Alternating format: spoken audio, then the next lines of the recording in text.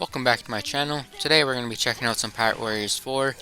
Some of the Wano characters, definitely Okiku for the first match here. And then I'm thinking probably if I have time, I will do an Oden match as well. Because I kind of feel like playing him as well. Couldn't decide. I almost picked Kiyomon, but I doubt we'll have time for that too. So probably just be these two characters. And kind of just wanted to talk about Wano, because it's basically over. I think next episode will be the actual final episode.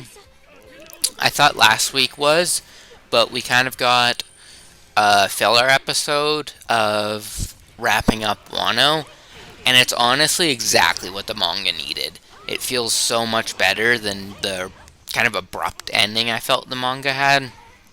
So it's actually more than happy, even though we kind of got pushed back a week from moving on to the next stuff. But the last episode was amazing. All of the interactions with everyone, and seeing all the crew talk to the samurai before they leave. The moment where Luffy is looking up at the sky, wanting to meet Oden.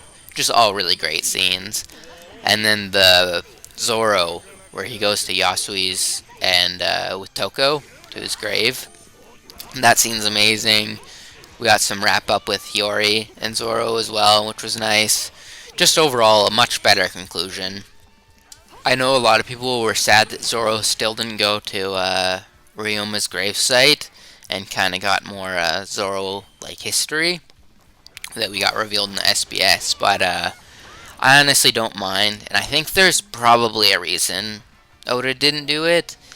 I think it's either going to end up being a flashback before Zoro's final power-up, or final fight. I could see that happening. And I'm also kind of sad to see that we didn't get Carrot and Yamato to join the crew. I know some people aren't big fans of their characters, but they were some of my favorite, and we've had them around for so long, especially Carrot. And just the way Carrot introduced herself at the start and kind of wanted to join the crew. Basically, she basically had the best pitch of anyone, and Luffy wasn't even really listening. But I'm just kind of sad. But I also believe there is a reason that Oda would do that, and I think it's because they will still have some sort of big role to play in the final arc or final saga.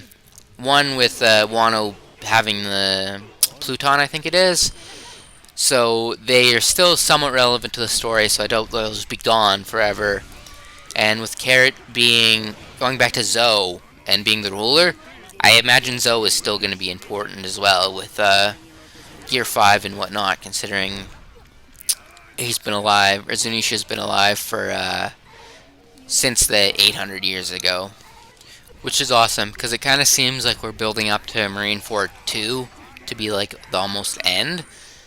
Kind of feels like we're entering into that saga again with the way everyone in the world is almost participating in something at the moment, and we have so much shit going on and so many plot lines that are gonna have to intersect to actually finish the story.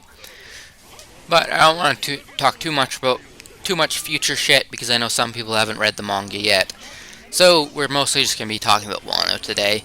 And I'm having a hard time deciding where in my ranking of arcs would go. I know some people that wasn't their didn't like it that much. Personally, to me, Wano was almost a perfect arc. There's definitely some things they could have done better, but I think the setting, the feudal Japanese setting, is one of the best of the islands, and the way I personally like the side characters a lot in this arc. Almost every one of them I liked quite a bit.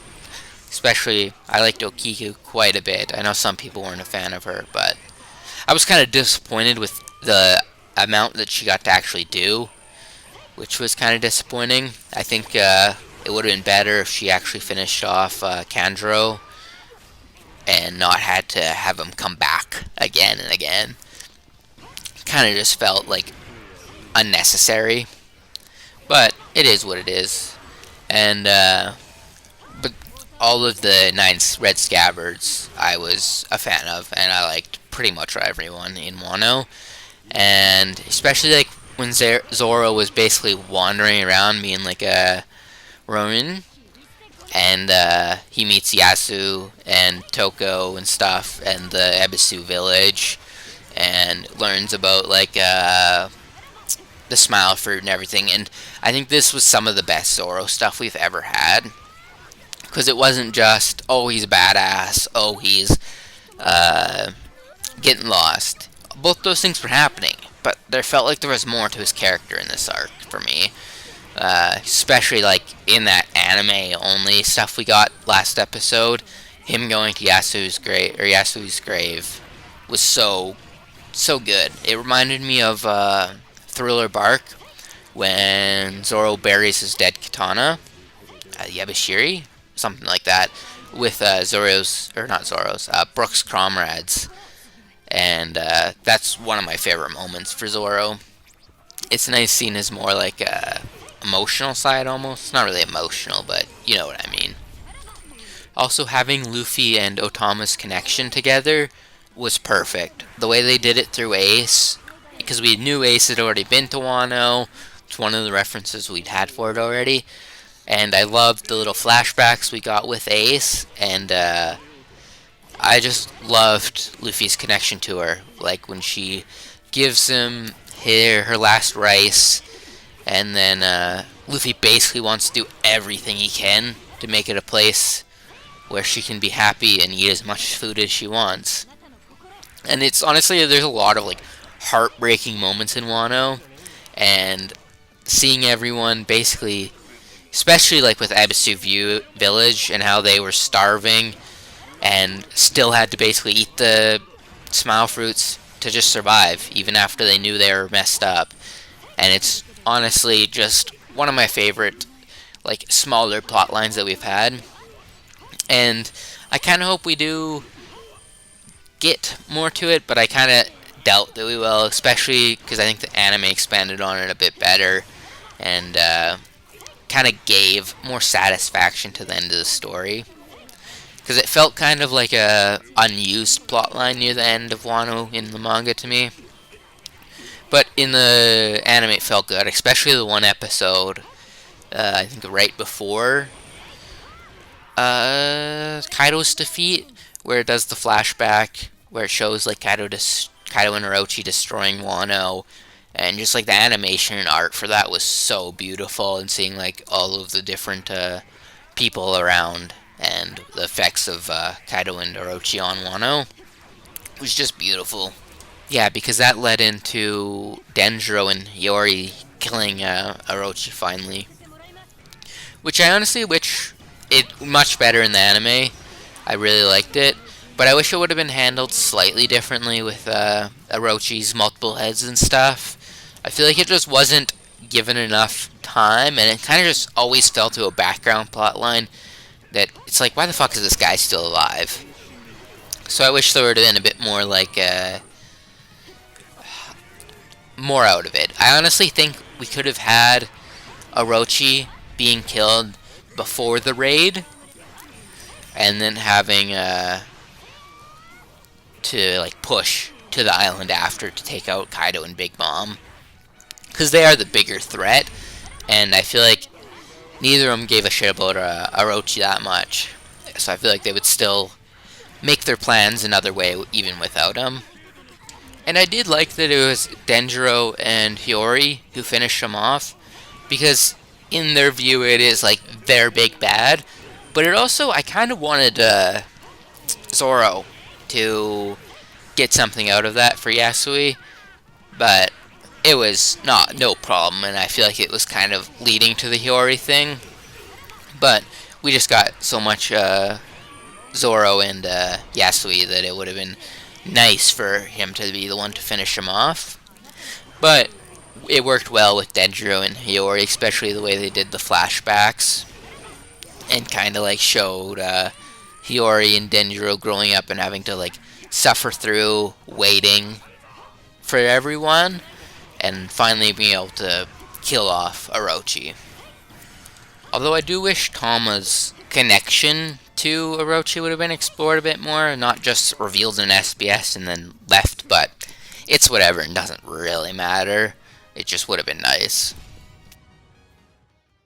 Playing some Oden now, and we'll, I think this is just a Grand Line mission, so it'll be a bit quicker, but, another amazing thing about Wano is the Oden flashback. It's one of my favorite flashbacks in the series, which is just hard because I love flashbacks, and One Piece has, like, over 20 good ones, probably. It's honestly ridiculous how many there is, but storytelling I like. Especially, like, past generational stuff. I love stuff like that, where we get to see people that have died already in this story and getting to see them again. Like, getting to see Whitebeard again was amazing. And the time we got to spend with Roger and everything was just unreal. It's like basically what so many people had been waiting for so many years. And we got to see more of young Shanks and Buggy. And we also got to see some of Whitebeard, like Marco and Teach and stuff, younger ages. It was also cool seeing Rayleigh as a younger guy. Speaking of great flashbacks, we have Yamato and Ace, which was an amazing, like, short episodes. I think it was just one or two of a flashback we got. It was, like, not too much content, but what we did get was absolutely amazing, and their relationship together was really cute. They had good chemistry, and, like, honestly, there was just a lot of good moments in a short space of time. Even Yamato's flashback with the samurai was awesome, and, like, it's just so satisfying. But it did really feel like she was gonna join the crew. It makes sense why she didn't, because Wano kind of needs more strong people to stay to defend it, because I don't think they would have done too well against the Admirals if they actually came without Shanks intervening, or the Straw Hats, or anyone intervening.